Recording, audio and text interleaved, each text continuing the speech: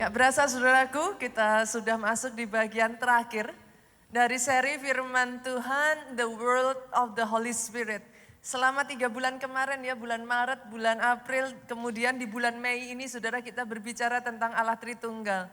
The World of the Holy Spirit. Kalau saya boleh mengatakan ya saudaraku, bulan Mei ini salah satu bulan favorit saya saudaraku.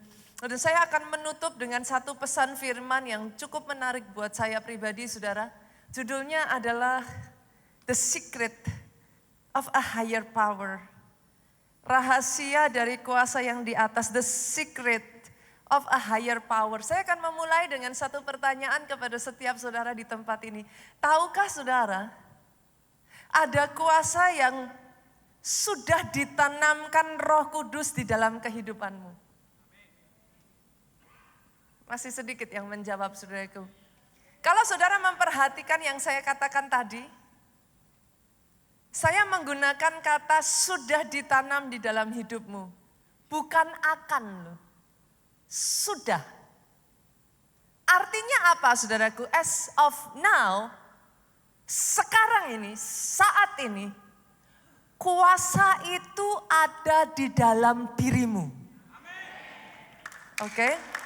Sudah lebih banyak yang bilang amin. Pertanyaannya, do you realize it? Apakah saudara menyadari itu?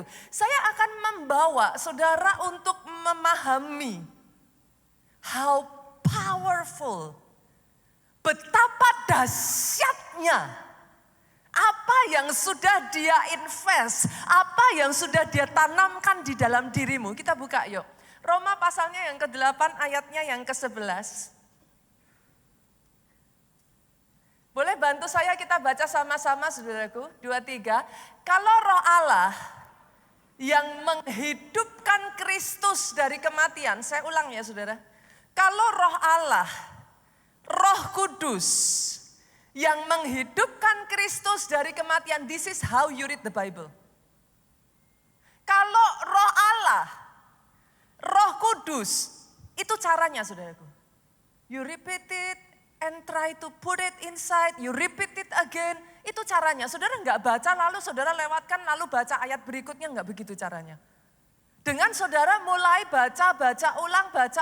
Pemahaman itu slowly masuk di dalam benak saudara. Kalau Roh Allah, Roh Kudus yang menghidupkan Kristus dari kematian hidup di dalammu. Berapa banyak yang tahu bahwa Roh Allah yaitu Roh Kudus hidup di dalam saudara? Bukankah tubuh saudara adalah bait Roh Kudus? Selama sekian minggu kemarin kita sudah belajar. Kalau baitmu, tubuhmu adalah bait Roh Kudus, artinya Roh Kudus tinggal di dalam dirimu, hidup di dalam dirimu. Maka ia, Roh Allah, Roh Kudus yang menghidupkan Kristus dari kematian itu akan menghidupkan juga badanmu yang dapat mati itu. Ia melakukan itu dengan rohnya yang hidup di dalam kamu.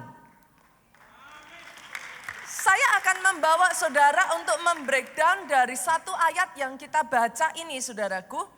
Saya menemukan ada 2 kebenaran yang kita bisa pelajari dan itu sangat menarik. Yang pertama, Roh Allah, Roh Kudus,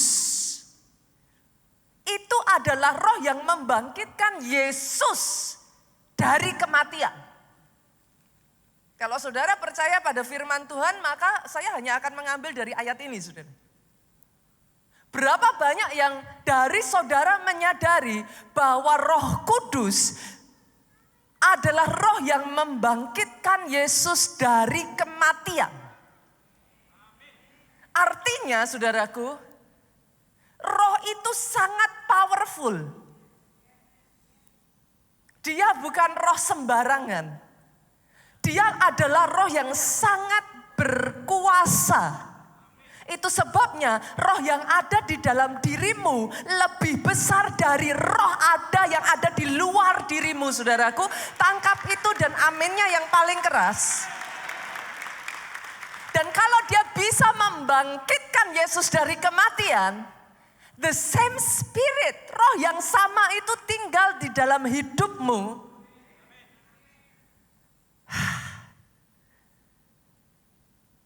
Saya berdoa ya saudara bisa memahami ini powerful truth loh. Kalau roh yang sama yang sanggup membangkitkan Yesus dari kematian itu ada di dalam dirimu. Dengar ini Bapak Ibu, apa yang mati dalam hidupmu sanggup dibangkitkan kembali oleh roh ini. Pastor, apa itu yang mati di dalam diri saya? I don't know. Saudara yang menjawab pertanyaan saya, apa yang mati dalam hidupmu? Buat sebagian saudara, semangat yang sudah lama mati dalam hidupmu, saya perkatakan dibangkitkan kembali. Buat sebagian dari saudara, cita-cita, impian yang sudah lama mati dari dalam dirimu, saya perkatakan itu dibangkitkan kembali. Bahkan saya mengatakan ini, buat sebagian saudara ada sel-sel tubuh yang sudah sempat mati di dalam dirimu. Oh, ini mainnya sudah iman ini saudaraku. Because how much you believe. This spirit is the same spirit. Roh yang sama yang membangkitkan Yesus dari kematian. Itu sebabnya saya memperkatakan saudara, sel-sel yang mati dalam dirimu dibangkitkan kembali. Bahkan roh yang sama ini, kalau ada api yang sudah lama padam di dalam kehidupanmu, saya perkatakan api itu dikobarkan kembali. Itu baru kebenaran yang pertama yang kita bisa dapatkan, Pak. Roh Kudus adalah roh yang membangkitkan Yesus dari kematian. How powerful it is. Tapi yang kedua, ayat ini juga mengatakan, roh yang satu ini hidup, tinggal dalam hidupmu. Boleh saya dengar tepuk tangan yang paling meriah dari tempat ini? Oh, dia hidup di dalammu. Artinya saat ini juga di dalam dirimu, ketika kau berjalan, ketika kau deal bisnis, ketika kau berurusan dengan banyak orang, saudara, ketika kau melayani, pada saat saya memberitakan firman di tempat ini, di dalam dirimu, hidup sumber power yang begitu besar.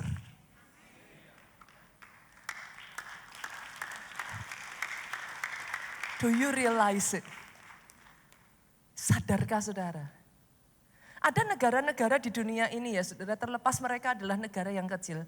Negara lain tuh enggak berani main-main sembarangan dengan negara-negara ini. Selama mereka punya teknologi dan kekuatan nuklir di dalam negara itu. Saudara harus tahu, orang Kristen harus tahu. Di dalam dirimu itu tinggal power yang kekuatannya begitu besar. Oh come on. Saya berdoa hari ini kebenaran ini mengubahkan hidupmu. Saya berdoa understanding ini akan membukakan kepada saudara sejak dari hari ini. Engkau tidak lagi hopeless.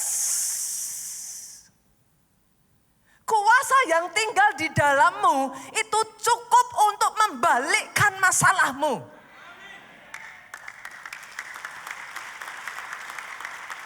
I hope you get it. Saya berharap saudara mengerti sejak dari hari ini bangkit orang-orang Kristen yang tidak tunduk pada masalahnya.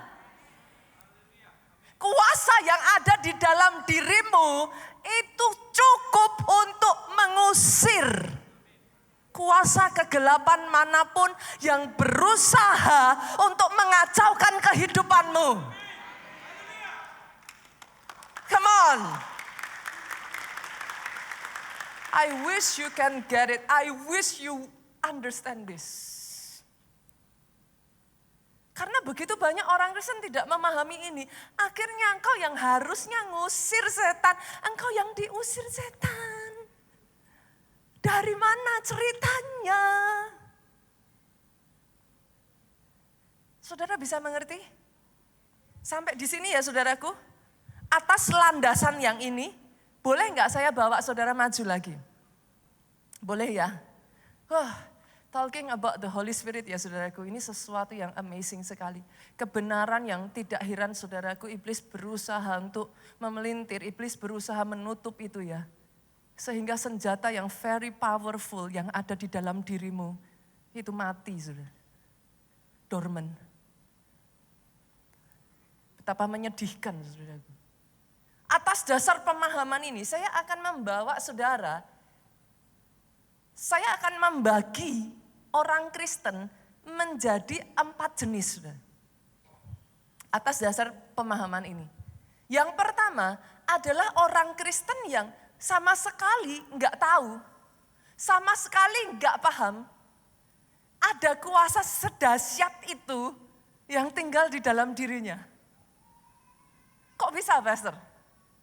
Yes, let's say ya saudara, satu kali saudara diberikan hadiah kado smartphone paling mutakhir dengan teknologi yang paling maju, itu diberi kepada saudara.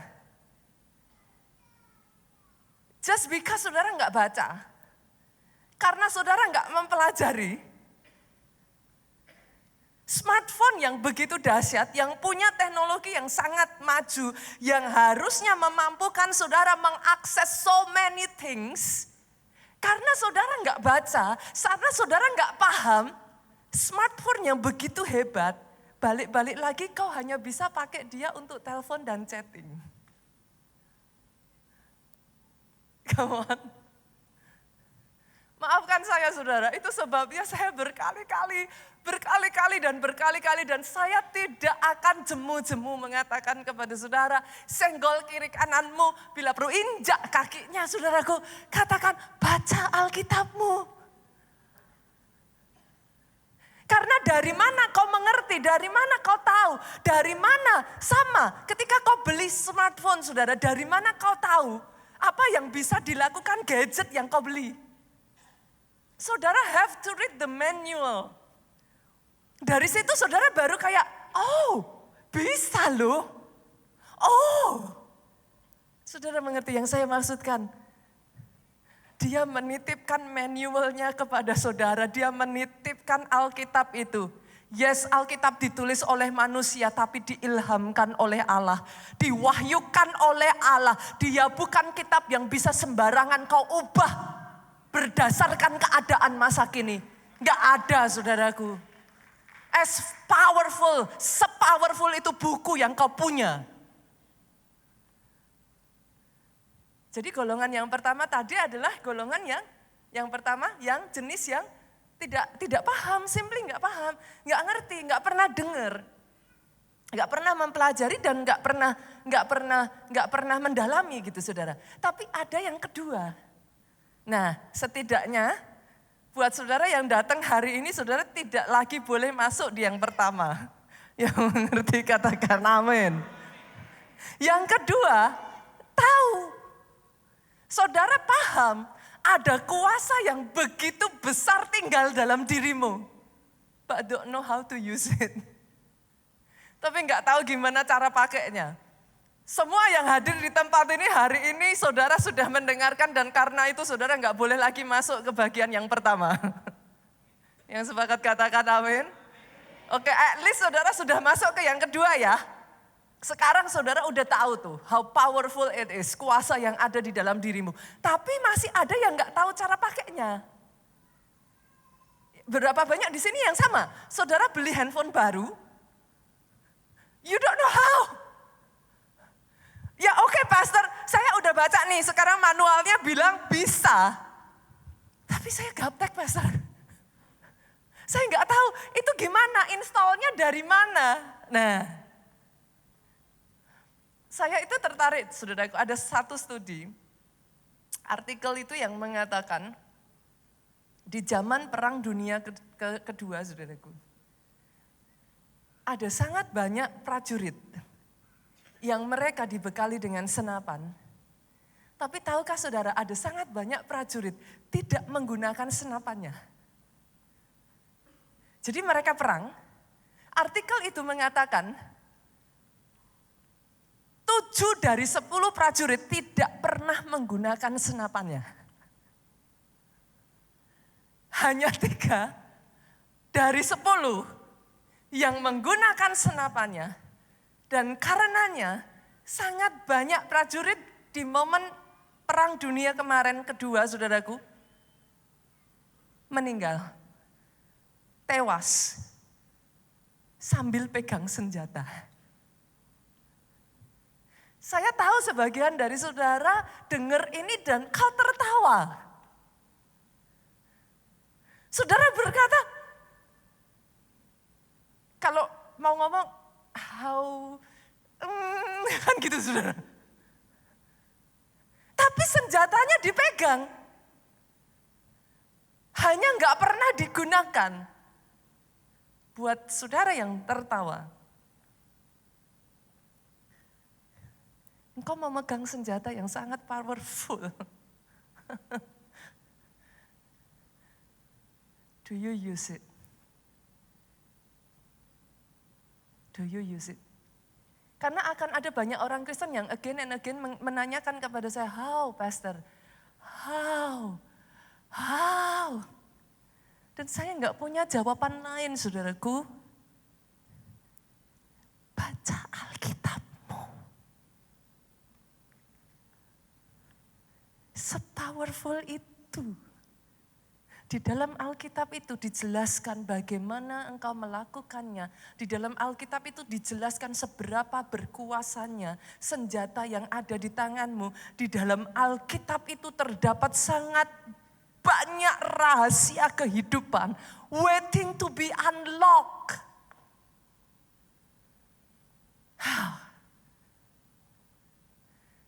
Maju lagi boleh? Boleh ya?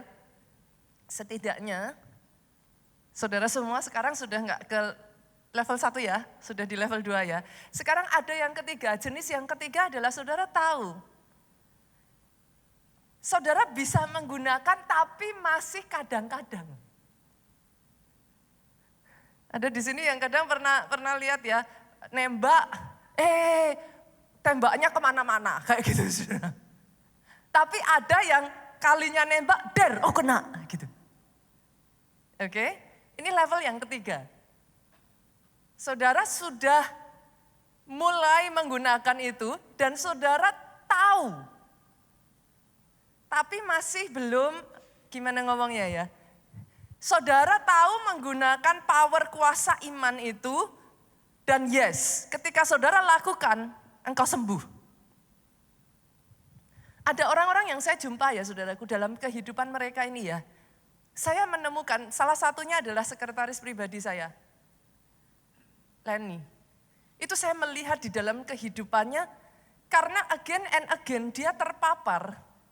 Dia mengalami sehingga dia itu terbiasa dan mulai kayak fluent. Ketika sakit penyakit datang itu dia tahu how to do gitu. Sekretaris saya itu adalah salah satu bukti karya Tuhan yang luar biasa saudaraku. That is the reason, itulah alasan kenapa dia melayani Tuhan sepenuh waktu. Tuhan sembuhkan dia dari kanker otak stadium 4. Jadi di masa mudanya, dia mengalami kanker otak stadium 4 dan Tuhan sembuhkan dia total sampai detik hari ini. Tuhan pakai dia mendoakan mamanya, Tuhan pakai dia bahkan di banyak, saya tuh melihat sangat banyak hal dalam kehidupan sekretaris saya ini, yang jejak kuasa Tuhan itu nyata sekali bekerja di dalam kehidupannya. Tetapi saudara, tahukah saudara, the same power, saudara itu bisa channeling, saudara bisa pakai itu di area misalkan kesehatan ya, kesembuhan ya saudaraku. Tapi tahukah saudara, ada juga orang-orang yang bisa melakukan itu di satu area, tapi belum bisa di area yang lain. The same power itu bisa saudara gunakan di area keuangan. The same power bisa saudara gunakan di area-area yang lain. Tapi mungkin sebagian dari saudara, ya pastor, saya paham nih. Saya ngerti bagaimana cara bergeraknya, saya ngerti bagaimana saya menggunakan iman itu, saya ngerti nih. Untuk mengalahkan masalah saya, I know now. Tapi kayak kadang berhasil, kadang tidak.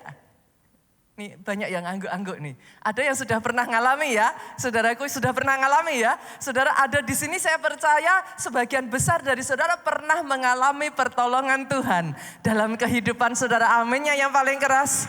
Boleh tepuk tangannya yang paling meriah buat Yesus Tuhan kita. Oke, maju lagi boleh? Maju lagi ya. Kalau saudara tidak menyerah, tidak berhenti, saudara latih terus, saudara gali terus kebenarannya, maka saudara akan sampai di satu titik yang namanya mastery. Mastery. Ini adalah orang-orang yang kalau saudara baca di dalam Alkitab, orang-orang yang pekerjaan Tuhan itu dinyatakan, kuasa Tuhan dinyatakan dengan begitu dahsyat atas kehidupan mereka. Orang-orang seperti Musa, orang-orang seperti Elia, bahkan di zaman-zaman sekarang saudaraku, dalam bentuk manusia sekarang seperti yang sekarang, kalau saudara bisa melihat dalam kehidupan Pastor Obadja, hamba-hamba Tuhan yang begitu luar biasa, yang dipakai Tuhan, menyatakan kuasa dalam kehidupan mereka. Ini adalah orang-orang yang kehadirannya, their present, itu always bring story in their life. Nanti saudara akan nemuin lagi, ada lagi. Sampai-sampai saudara kayak gini, kok bisa ya? Kok mereka ngalami seperti itu ya? There must be something. Enggak mungkin hanya sekedar kebetulan. Yang percaya katakan amin. Yang mengerti katakan amin yang lebih keras. Berapa banyak saya berdoa ya saudaraku, saudara mau dalam hidup saudara dibawa dari jenis yang pertama ke jenis yang kedua, ke jenis yang ketiga, ke jenis yang keempat. How do I know? Bukankah saudara ditentukan menjadi lebih dari pemenang? Apakah itu hanya basa-basi? Kata saudara ditentukan lebih dari pemenang itu artinya, yes, after mastering, saudara itu ngadepi masalah demi masalah dan satu kemenangan demi kemenangan berikutnya demi kemenangan, sampai saudara dijuluki lebih dari pemenang. Oh, saya berdoa itu yang terjadi atas kehidupanmu. Nah, tapi masalahnya saudara, untuk itu bisa terjadi, senggol kiri kananmu, saya harus bertumbuh. Lihat kiri kananmu, katakan, kamu harus bertumbuh. Hal yang sama saudara, itu berlaku loh, manusia terdiri dari roh, jiwa, tubuh. Adakah di sini yang tubuhnya tidak bertumbuh? Loh saya tanya, kalau saudara punya anak, baby, yang tubuhnya tidak bertumbuh, apakah saudara akan berkata, so cute? Hah? Atau saudara akan sedih? Bayi tadinya juga nggak bisa apa-apa. Coba saudara perhatikan, bayi lahir dia bisa apa? Dia cuman gerak aja dia nggak bisa loh, guling-guling aja dia belum bisa loh. Dia cuman bisa gerakkan kaki, tangan. Ya cuman itu aja saudara. Tapi lama-kelamaan saudara melihat, ditinggal sebentar udah hilang saudara. Guling-guling kan. Lama-lama saudara temukan dia bisa manjat. Lama-lama Dia bisa buka kulkas, saudara. Dia bisa ambil makanan saudara. Pernah orang mengalami itu? Lama-lama sampai di usia tertentu dia melanglang buana, barang-barang yang sudah saudara sembunyikan, dia bisa ambil. Saudara mengerti yang saya maksudkan? Oke. Bukankah jiwa saudara juga bertumbuh? Loh, dulunya saudara ngajarin, saya tuh sampai gemes ngajarin anak saya ya. Jessica, ini 6, 9 katanya. Loh. 6 kepalanya di bawah, sampai saya putar kepala saya. 6, 9 kepalanya di atas. Ini angka berapa Jessica? Saya tunjuk angka 9. Ini berapa? 6. Gemes gak tuh saudara? Tapi tiba-tiba waktu berjalan, dia bisa tahu 1 tambah 1 sama dengan 2. Dia bisa tahu 6 kali 8 sama dengan 48. Dia bisa belajar satu demi satu. Bukankah jiwamu juga bertumbuh? Come on. You are your spirit. Engkau adalah roh yang tinggal di dalam tubuh yang punya jiwa. Kalau tubuh bertumbuh, jiwa bertumbuh, bagaimana dengan roh? Senggol kiri kanan lagi.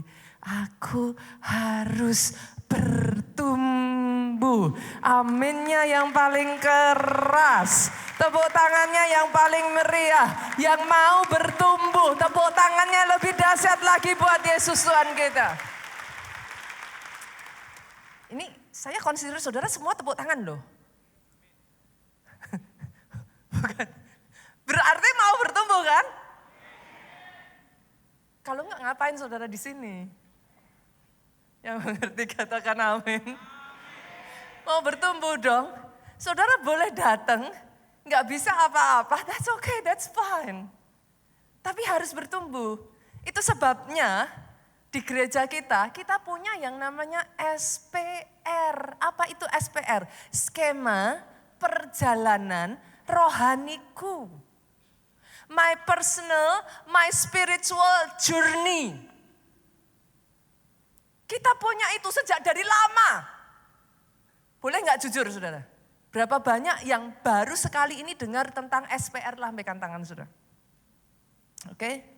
Oke, nggak apa-apa, jujur nggak apa-apa. Nggak dimarahin kok saudara. Nggak dimarahin kok saudara, nggak dimarahin. My spiritual journey. Skema perjalanan rohaniku. Apa itu? Di gereja kita saudara datang pertama kali, maybe saudara belum pernah terima Yesus sebagai Tuhan dan Juru Selamat. Atau ada sebagian dari saudara yang mungkin saudara sudah terima Yesus tapi belum dibaptis.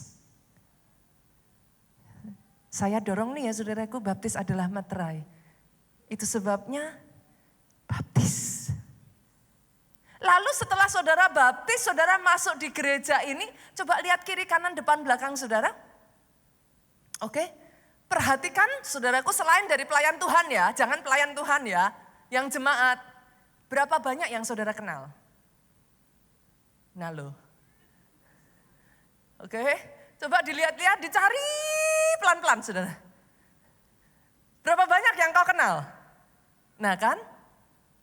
Banyak orang ke gereja, katanya gereja keluarganya, tapi nggak kenal siapa-siapa di gereja. Terus nanti sakit hati kalau nggak ada yang tahu, kalau nggak datang. Terus kalau saudara ngalami masalah, nggak ada yang besuk. Gereja kita saudaraku, dikenal dengan nama Cell Church. Kita ini adalah gereja sel. Saudara harus tahu, ketika saudara masuk ke GBI Keluarga Allah, saudara itu masuk ke gereja sel. Senggol kiri kanan lagi, ayo komsel. Pastor, saya sibuk. Pastor, aduh kalau komsel itu masalahnya banyak. Keluarga juga masalahnya banyak. Tapi Tuhan membentuk itu dengan satu tujuan. supaya kau bertumbuh. Yang mengerti katakan amin. Supaya ada yang membimbing. Supaya kalau saudara enggak nongol, ada yang ributin. Enggak ke gereja, datang dong ke gereja. Kalau ada yang memang tujuannya datang ke gereja masih sembunyi. Hari ini saudaraku, it's okay. Saya paham kok, saya dulu juga sama. Tapi hari ini saya berdoa, yuk nongol yuk, saya di sini pastor. Absen. Saya di sini. Itu sebabnya ikut komsel. Pastornya dicari susah. Saudaraku, jemaat keluarga Allah itu cukup besar loh saudara. Kalau katakan saya ketemu dengan saudara satu persatu, kayaknya loh rambut saya ini kan udah keriting ya sekarang ya saudaraku. Nah saya mau bilang keriting, orang udah keriting. John Banting saudara. Nggak akan bisa. Dan saudara tidak akan mendapatkan the amount of care, perhatian dan pemeliharaan yang seharusnya engkau dapatkan.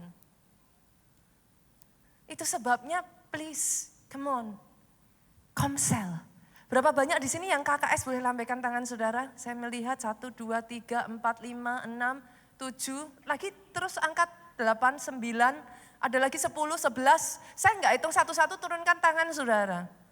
Hari ini, kalau saya enggak salah, ada boot komsel ya. Hari ini ada boot komsel saudara di luar sana. Nanti kalau saudara keluar, saudara akan menemukan orang yang ribut-ribut. Komsel. Jangan jadi ikan yang susah ditangkap. Serahkan dirimu aja saudaraku. Masuk komsel. Nah dari situ pastor, terus gimana? Saya tadi mau buka Alkitab tapi saya nggak ngerti. Nah di komsel saudara akan diajarin. Kalau saudara nanti punya pertanyaan, KKS saudara akan membantu. Tanya, gimana caranya saya buka Alkitab? Gitu. Oke ya, lanjut ya. Habis komsel apa? Ikut SOM. Nah, pastor kenapa saya ikut SOM? Sekolah aja saya puji Tuhan udah lulus nggak sekolah lagi. Kok malah disuruh ikut SOM? Saya ngerti saudaraku, saya ngerti sekolah tidak menyenangkan.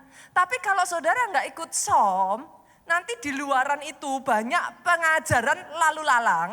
Terus saudara gini, mana yang benar? Si pendeta itu bilang ini, si pendeta itu bilang ini. Saya yang mana? Nggak usah ke gereja sekalian. Itu ciri-ciri orang yang belum ikut SOM, saudara. Kenapa? Karena di SOM saudara akan diajarkan. Apa itu gereja lokal? Kita tuh tahu ada yang namanya gereja lokal, ada yang namanya gereja universal. Boleh nggak bergereja? Apa yang akan terjadi? Apa itu persepuluhan? Kenapa pendeta A ribut bilang nggak persepuluhan? Pendeta B bilang persepuluhan, pendeta C bilang nggak tahu, terserah yang mana. Loh kan, kenapa soal persepuluhan diributkan? Yang satu bilang gak butuh persepuluhan. Itu sesat kalau mengajarkan persepuluhan. Tapi bilangnya bukan persepuluhan. Hidup kita seutuhnya untuk Tuhan. Bedanya apa saudaraku? Kalau kita mau berbicara permainan kata ya saudaraku. Tapi apa yang diajarkan di gereja kita, kenapa persepuluhan? Bukan urusan permainan kata, baliknya lagi ke Alkitab. Yang mengerti aminnya yang paling keras. Mau pendeta A, B, C, D, E, F, G, boleh mengatakan apapun saja saudaraku, tapi baliknya harus ke Alkitab. Jangan baliknya kepada tuh orang Yahudi, nggak ngasih perpuluhan.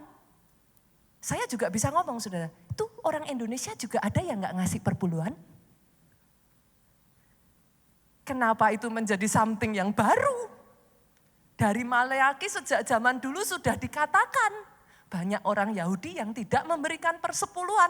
Karena itu Tuhan memberikan Maleaki itu saudaraku. Terus apa lucunya dengan itu? Apa hal baru apa gitu? Ketika kami pergi ke Israel, kami berjumpa, tour guide kami, banyak orang-orang Israel yang taat memberikan persepuluhan sampai detik hari ini. Sama kan saudara? Orang Indonesia juga sama. Make sense gak sekarang logikanya? Pastor kok pastor tahu dari mana? Makanya saudaraku, senggol kiri kanan lagi. Ikut Sam. Berapa banyak di antara saudara yang hari ini mengambil keputusan, saya harus bertumbuh. Oke, saya melihat tangan-tangan terangkat. Boleh berikan tepuk tangan yang paling meriah buat Yesus Tuhan kita. Kenapa saudara?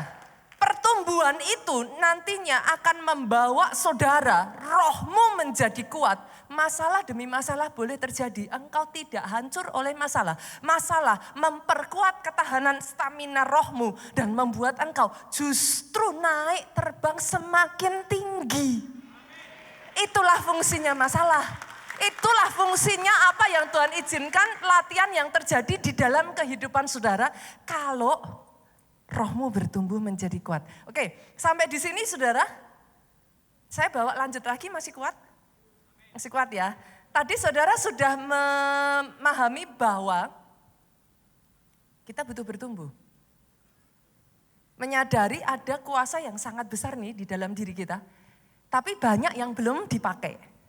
Nah sekarang boleh nggak kita belajar yuk. Pastor, cara makainya gimana? Nah, yang penting kan itu saudara. Oke, sekarang kalau saudara sudah tahu ada kuasa yang besar di dalam dirimu, gimana caranya saya menggunakan kuasa ini sehingga saya tidak terus-menerus kalah nih dengan masalah saya. Saya tidak terus-menerus dihancurkan dengan ketakutan. Oke, yang pertama saudara, enggak ada cara lain. Matius 5 ayat 6, Yesus tuh ngomong gini, berbahagialah orang yang lapar dan haus akan Tuhan, akan kebenaran. Karena mereka akan dipuaskan. Cara yang pertama ya saudara. Saudara benar-benar harus punya tekad bulat. Keinginan yang begitu besar. Kehausan yang begitu rupa. Itu kunci untuk mengaktifkan kuasa. Enggak bisa enggak. Saya itu tertarik satu kali saya dengar di sosial media seorang CEO dari perusahaan besar saudaraku. CEO ini mengatakan seperti ini. I will prefer, dia lebih memilih untuk meng-hire orang yang miskin sekalian.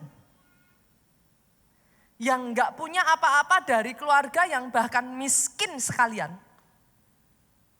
Tapi dia punya kehausan yang begitu besar untuk sukses.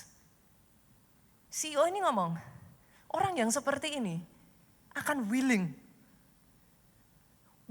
untuk dibawa habis-habisan daripada anak dari keluarga kaya.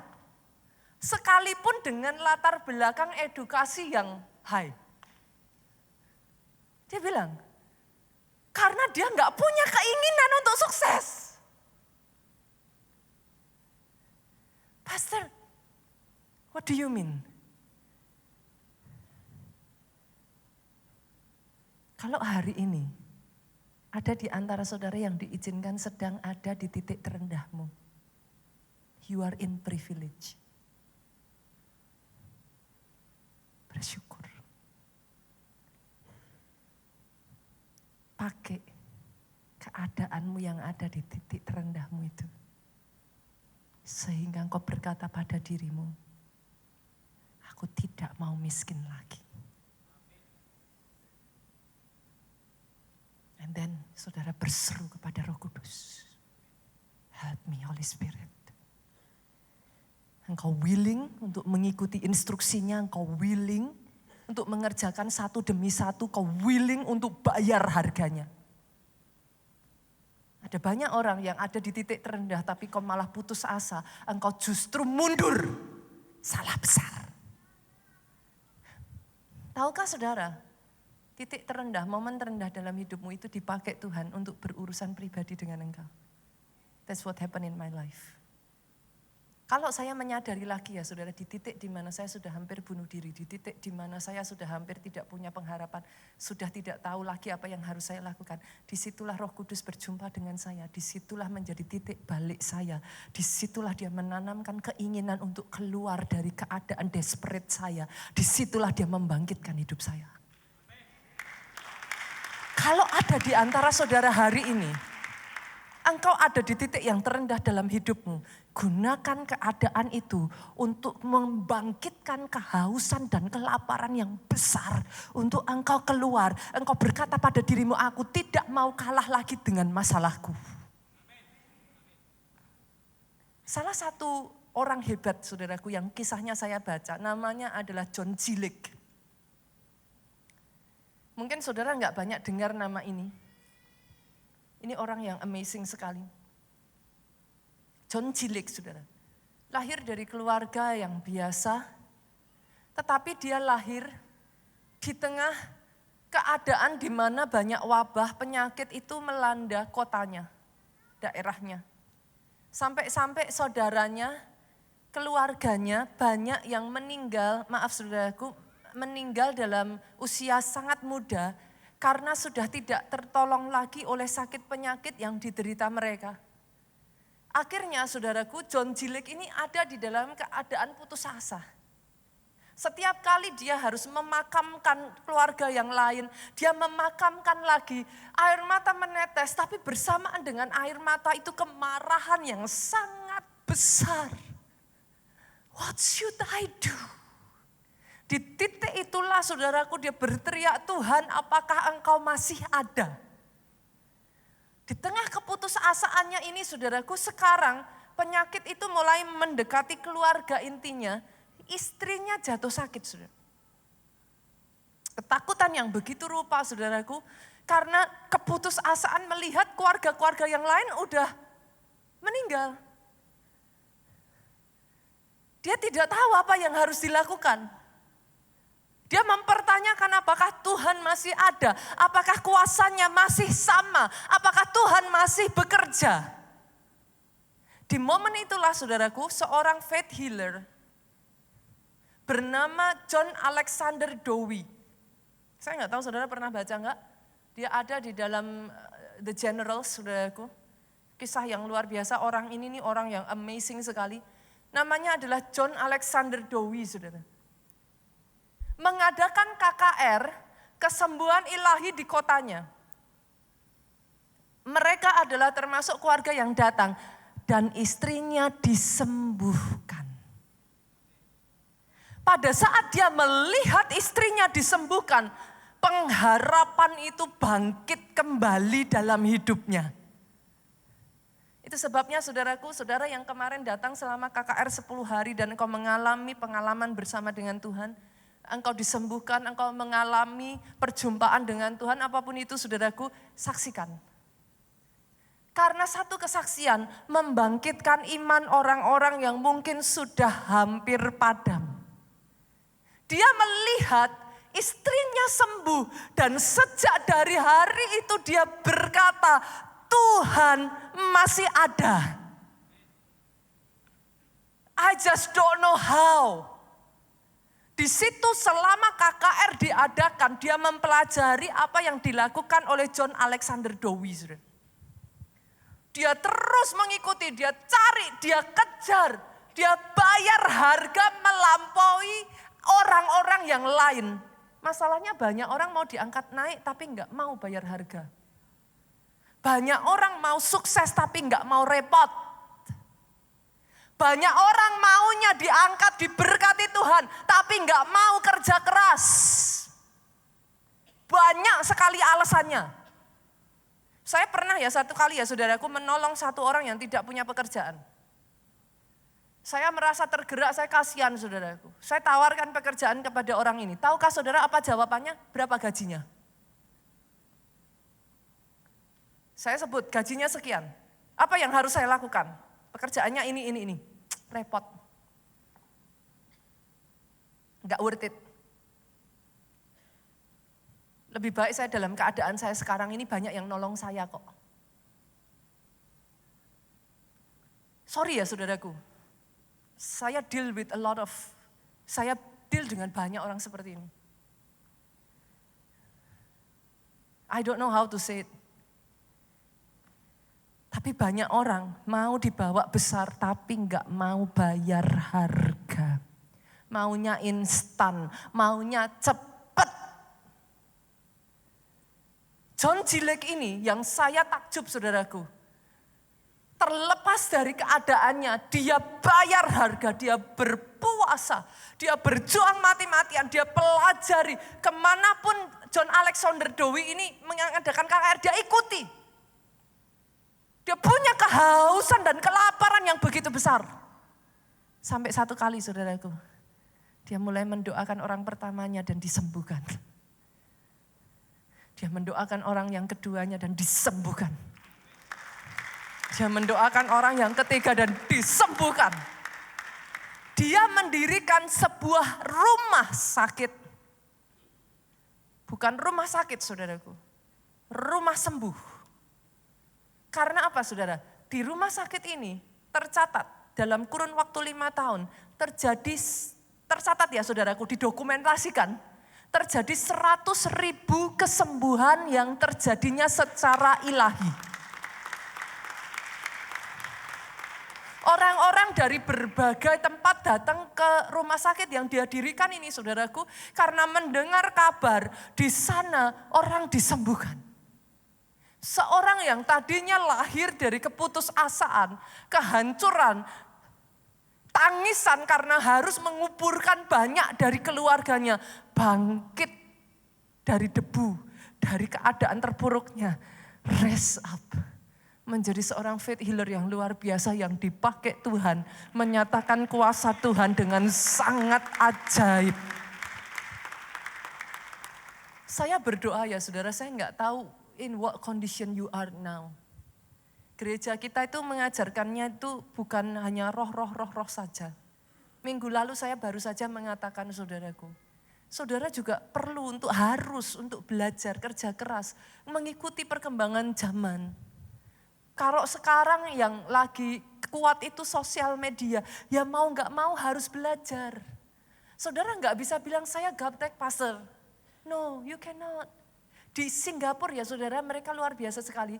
Mereka menyekolahkan orang-orang dengan usia 40 tahun ke atas. Pemerintahnya membiayai dengan sebuah sekolah baru untuk warganya di usia 40 tahun ke atas mengikuti perkembangan teknologi. Itu saya baca artikelnya, saya takjub saudaraku.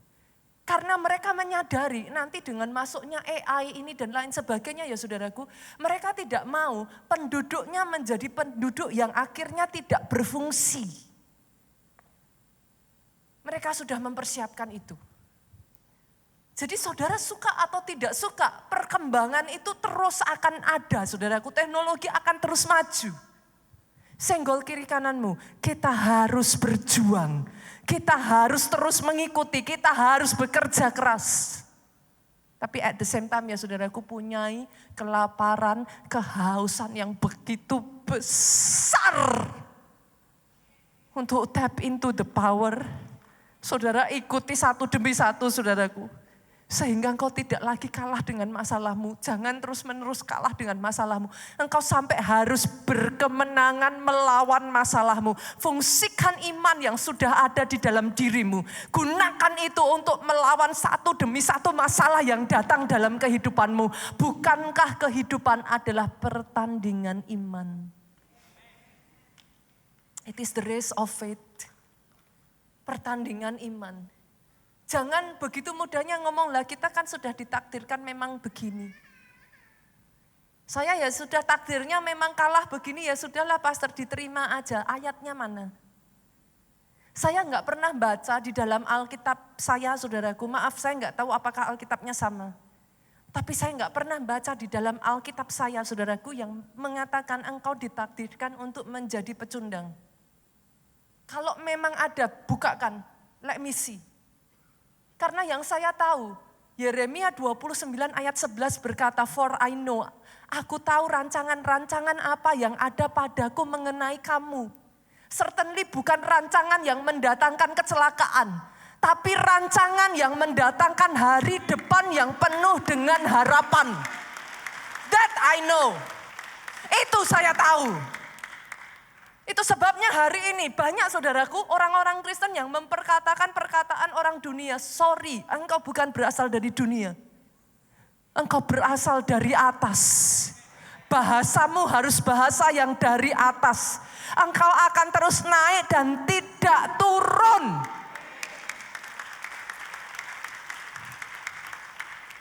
Jangan terima terus saudaraku kata-kata di bumi ini yang membuat engkau terintimidasi. Ya sudah, mau apa lagi, memang cuman segini saja nasib saya. Saya memang lahir dari keluarga kecil. Nasib saya memang begini pastor. Mau diapa-apain juga nggak bisa. Mana ayatnya? Maaf ya saudaraku. Karena once again saudara, baliknya lagi Alkitab. Itu sebabnya saya again and again terus berkata, baca yuk, baca. Di dalam buku itu ada rencananya tentang engkau. Yang kedua ya saudara, yang kedua ya, waktu saya terus berjalan. Yang kedua, bagaimana saudara bisa mengaktifkan power yang sudah ada dalam dirimu. Bahwa power itu sudah ada, no doubt. Power itu luar biasa, no doubt. Tinggal diaktifkan atau tidak. Yang kedua yuk saudara, iman yang 99% saja tidak akan cukup. Harus sampai imannya 100%. Baru kuasa itu bekerja. Nah sekarang muncul pertanyaan, iman 100% itu kayak apa pastor? Gitu kan? Oke, kita buka dulu ya. Matius 17 ayat 15 sampai 16. Kita lihat. Satu kali saudaraku ada seorang bapak datang, Tuhan kasihani anakku, ia sakit ayan.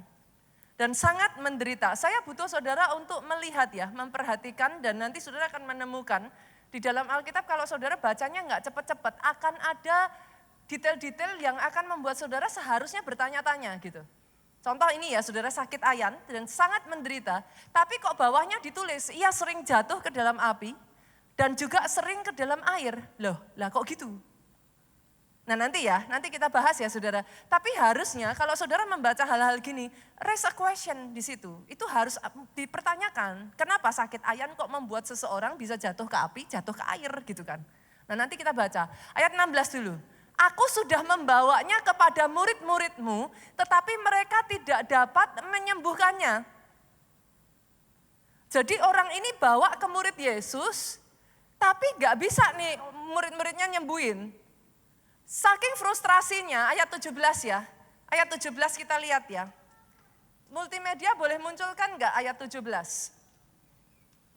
Dari ayat 17 ini saudara bisa menemukan murid-murid seperti yang tadi awalnya mereka juga kayak belum selalu bisa menggunakan gitu.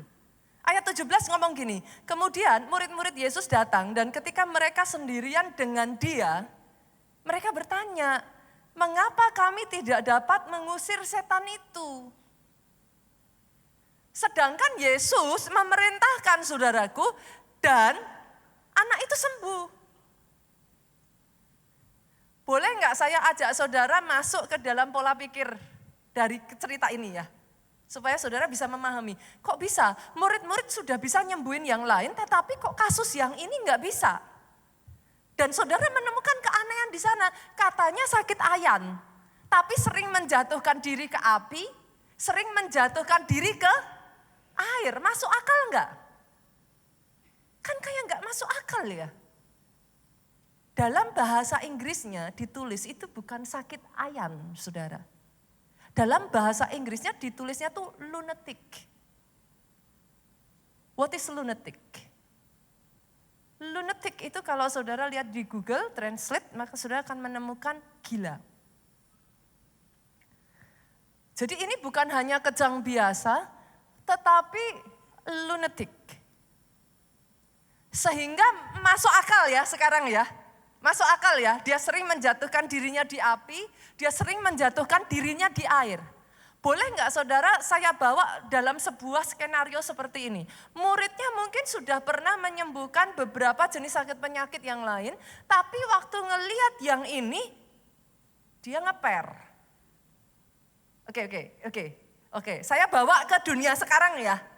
Pernah enggak saudara ketemu orang, ini para pelayan Tuhan khususnya. saudara doain dan saudara bisa bilang gini, sembuh. Sembuh. Tapi kadang saudara jumpa orang-orang tertentu, saudara gini, apa bisa ya? Ini kayaknya udah waktunya deh ini. Saudara ngerti yang saya maksudkan? Nangkap ya, nangkap ya. Nah, Yesus ketika ditanya sama muridnya, kenapa kami nggak bisa? Lihat ayat 20, apa jawaban Yesus? Yesus ngomong kayak gini saudara, cantik sekali ayat ini. Yesus ngomong kayak gini, ia berkata kepada mereka, karena kamu kurang percaya. Saya tanya nih sekarang, kurang percaya itu percaya atau enggak? Percaya, tapi kurang. Make sense ya? Coba ya. Kurang percaya itu sudah percaya belum? Percaya, tapi kurang. Dapat ya? Dapat ya saudara? Oke, berarti dalam kasusnya ini mereka nggak bisa menyembuhkan kalau hanya percaya saja tapi kurang. Berarti boleh dong saya bilang, percaya tapi kurang 1%, 2%, 3%, 4%, 5%, 50%, nggak bisa. Betul ya? Betul ya? Dari ayat ini saya mengambil berarti harus percaya 100%. Nah sekarang di breakdown, jangan amin dulu Bapak Ibu. Saya perkatakan ini, setiap kali baca Alkitab selalu raise question. Harus punya pertanyaan, kalau gitu percaya yang 100% itu yang kayak apa? Saudara mengerti yang saya maksudkan? Kan tadi katanya muridnya udah percaya, tapi karena kurang percayanya nggak jadi. Lah sekarang kan kita belajar dong, kalau gitu percaya yang tadi itu mesti gimana? 100% itu kayak apa? Lanjut ya, ayat ini ngomong gini. Sebab aku berkata kepadamu, sesungguhnya sekiranya kamu mempunyai iman sebesar biji sesawi saja. Nah ini yang jangan salah ya saudara. Iman sebesar biji sesawi. Artinya banyak orang Kristen mengartikan ini salah. Oh pastor berarti iman kecil aja bisa. Biji sesawi kan kecil. No. Saudara harus tahu, iman biji sesawi itu bukan iman kecil. Iman biji sesawi itu Yesus berbicara tentang potensi yang ada di dalam si biji sesawi yang kecil ini. Boleh kecil, tapi dia terus bertumbuh. Dan ketika dia bertumbuh, dia menjadi yang terbesar di antara jenis sayur-sayuran yang ada. Dapat Bapak Ibu? Jadi jangan ngomong, katanya iman kecil aja bisa. Lah imanku kecil enggak bisa. Karena imannya harus bertumbuh. Dia harus terus bertumbuh. Dapat rahasianya ya Bapak Ibu ya. Berarti materi ingredientnya apa? Iman yang terus bertumbuh. Oke lanjut. Kamu dapat berkata kepada gunung ini, pindah dari tempat ini ke sana, maka gunung ini akan pindah dan tak akan ada yang mustahil bagimu. Saya tambahkan satu ayat saudara tentang si gunung ini yang akan membawa saudara memahami lebih dalam. Markus yuk pasalnya yang ke-11. Markus 11 ayatnya yang ke-23 sampai ayatnya yang ke-24. Nah ini sama, kasusnya sama. Yuk sama-sama boleh kita lihat. Aku berkata kepadamu sesungguhnya barang siapa berkata kepada gunung ini. Sama enggak? Sama ya? Nah tapi kali ini saudara akan dapat kelengkapannya. Beranjaklah dan tercampaklah ke dalam laut. Sama-sama yuk kita baca dengan suara keras 2-3.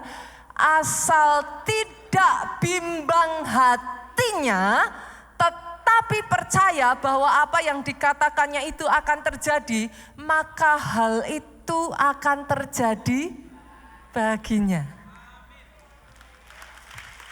Balik ke depan lagi ya. Ini Ini saya tahu saudaraku, nanti kalau saudara di rumah ya ulang-ulang khotbah ini lagi. Karena I know gak segampang itu saudara. Itu tuh nanti gini, saudara ngerti. Ngerti dengan di sininya sama dan di sininya sama, itu beda perkara lagi saudara. Ngerti belum tentu pada saat saudara ngelakuin itu sudah langsung bisa. Karena bicara soal iman itu terus saudara harus dibangun. Nanti kenyataannya waktu saudara ngelakuin bimbang tuh. Padahal ayat ini ngomong, firman Tuhan ngomong orang yang bimbang jangan berharap dia dapat apa-apa. Lah susah toh. Jadi saudara percaya, tapi setelah itu saudara gini, opo iso ya? Oh, kalau orang Jawa kan bilangnya gitu ya, apa bisa? Kayaknya ndak bisa deh.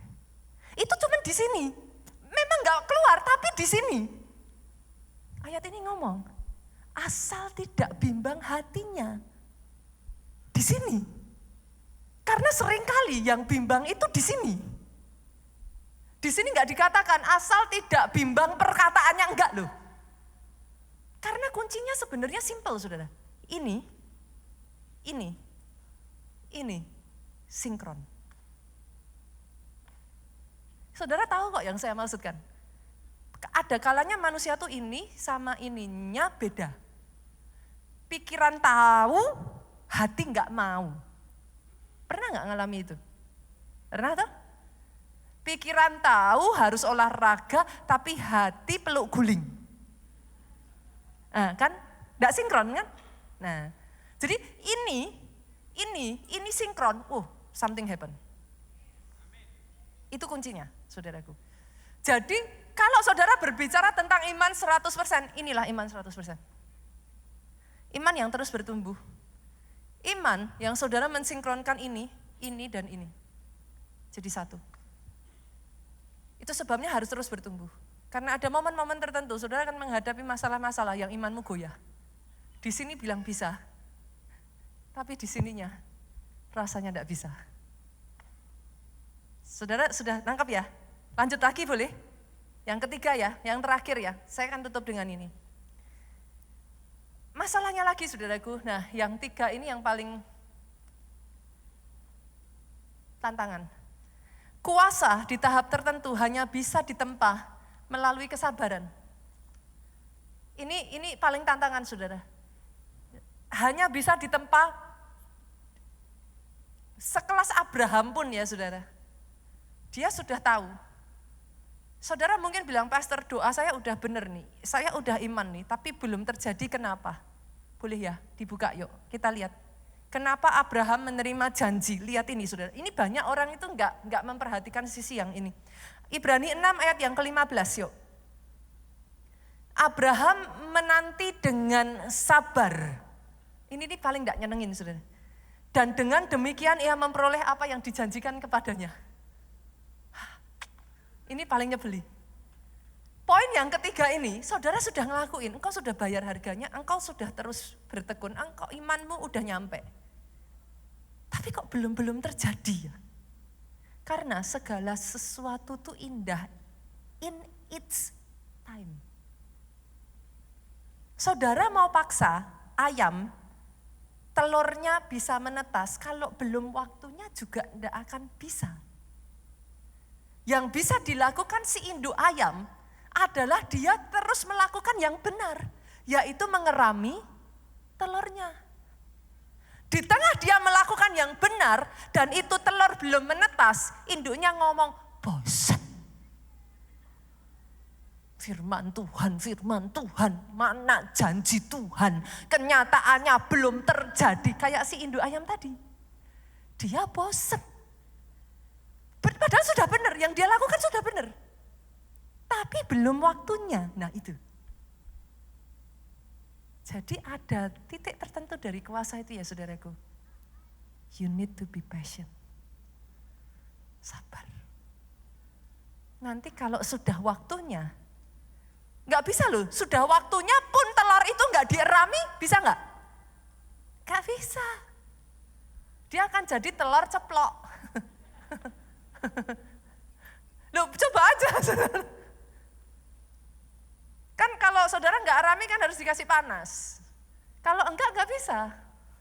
dia akan jadi telur ceplok itu tadi.